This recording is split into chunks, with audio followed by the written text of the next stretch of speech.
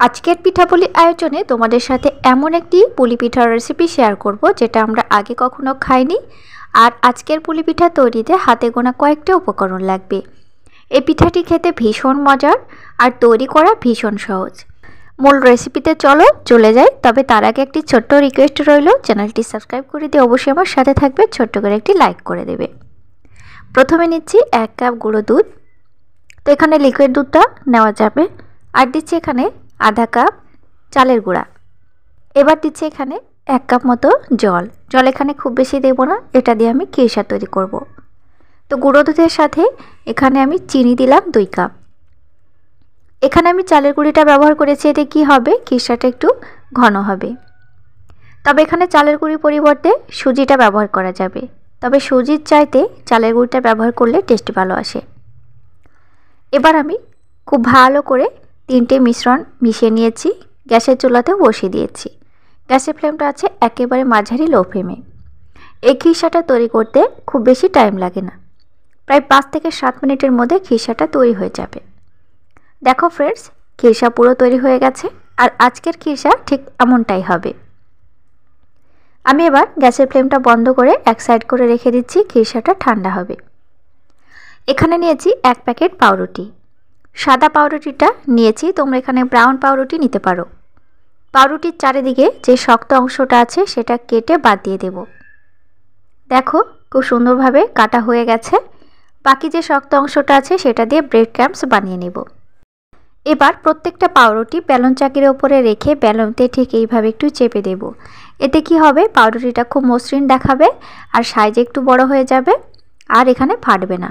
ঠিক রুটির মতো করে এইভাবে প্রত্যেকটা পাউরুটি বেলে নিচ্ছি। এরপর এখানে একটি গোল মাঝারি সাইজের বাটি নিয়েছি।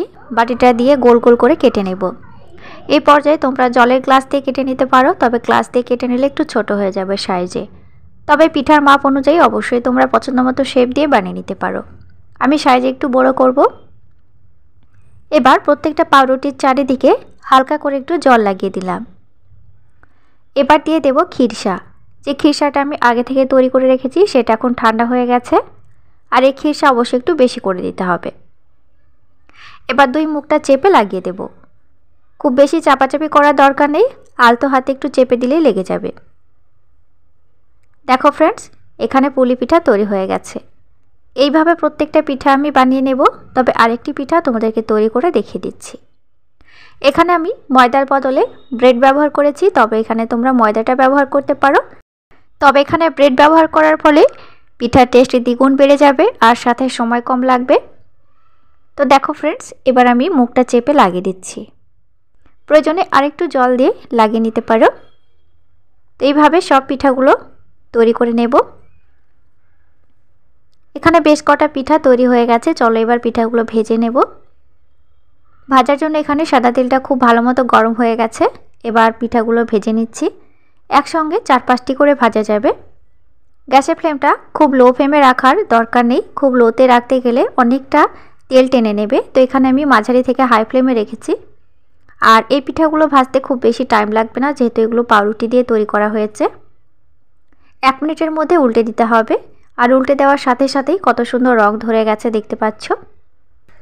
লো ফ্লেমে পিঠাগুলো ভাজতে গেলে তেল টেনে নেবে, আমি আগেই বলে দিয়েছি। দেখো কতটা খাস্তা হয়েছে আর গুড়মুড়ে হয়েছে। তো এখানে সুগার সিরাপের জন্য 2 কাপ চিনির সঙ্গে হালকা পরিমাণে একটু জল দিয়ে চিটচিটে সুগার সিরাপ বানিয়ে নিলাম। আর দিলাম 1 মুঠো কোরানো নারকেল।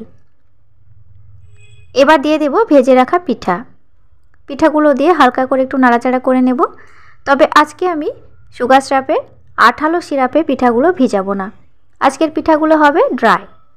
দেখো সুন্দরভাবে রস নিয়ে নিয়েছে আর পিঠাগুলো একেবারে শুকনো হয়ে গেছে। নতুন স্বাদে পুলি পিঠা আশা করি তোমাদের ভালো লেগেছে। একবার বাড়িতে অবশ্যই বানিয়ে নিও। আর ভিডিওটি ভালো লেগে থাকলে চ্যানেলটি সাবস্ক্রাইব করে দিও। ফেসবুক থেকে দেখে থাকলে পেজটি ফলো করে দিও। অবশ্যই আমার সাথে থেকো। দেখা হবে নেক্সট ভিডিওতে। Thank you.